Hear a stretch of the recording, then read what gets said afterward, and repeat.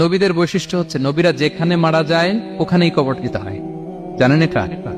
বিষ্ণু ইসলাম মারা গিয়েছিলেন আম্মাজান আয়েশা রাদিয়াল্লাহু তাআলার ঘরে, ফলে ওখানে বিষ্ণু ইসলামের কবর রয়েছে, ওখানেই কবর। এবং ওই কবর দেওয়ার পরেই ওই কবর দেওয়া ঘরের ভিতরে আম্মাজান আয়েশা রাদিয়াল্লাহু তাআলা যতদিন বেঁচে ছিলেন ওখানেই ছিলেন কবরের পাশে। এরপরে বাবা মারা গেলেন আবু বকর, বিষ্ণু ইসলামের পাশে কবর দেয়া হলো, বাবা আর স্বামীর পাশেই থাকলেন। এরপর ওমরে ফারুক মারা গেলেন, ওনারও কবর দেয়া হয়।